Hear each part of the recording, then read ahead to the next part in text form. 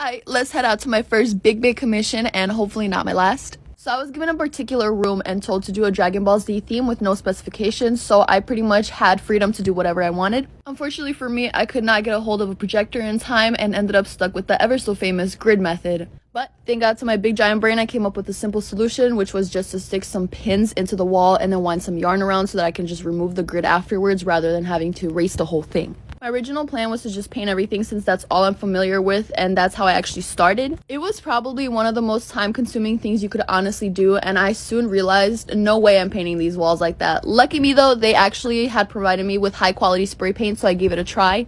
It took me a second to get a hang of it. In the past, I've used spray paint, but it always came out looking so dookie garbage. I was nearly convinced that I had negative skill when it came to aerosol paints or whatever. So I started out by learning how to evenly cover bigger areas and avoiding any small details since I had little to no control over the can still.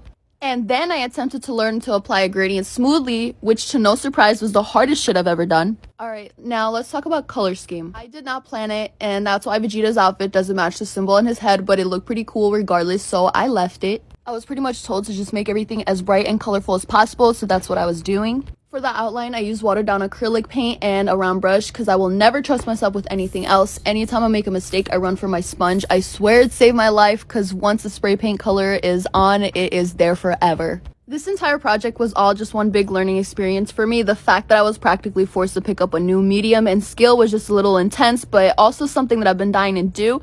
It's just one of those art things that you simply can't really do because each can costs like $10, you know? And let's not talk about how many cans I used for this project. I felt as though spray paint was the closest thing to digital art because you can add gradients and transparent layers, and I just found that really cool. I was able to knock out a whole wall pretty much every single day, so I was there for about 7 days working on the entire room.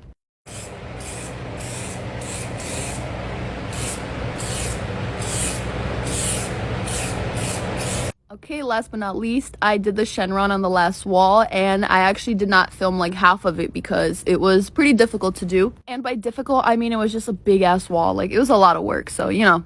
Alright, so I'm about to show you guys the finished product, and let me explain my concept real quick. So there was like a little section of the room that was kind of behind the other walls, and I decided to make it like a red room kind of ish, I don't know. And I did want to mention that I only had one little bar to light up the entire room, so this is not the full effect of the mural. There's going to be way more lighting in here, and it's going to be extremely bright. But, I mean, that one bar was able to illuminate the entire fucking room, so can you imagine once the lighting is completely set up and the ceiling is changed, the carpet is glow in the dark? Oh, I cannot wait to see it. And if you want to see this in real life, you can definitely follow them on Instagram for whenever they decide to release the information, but I can't right now, so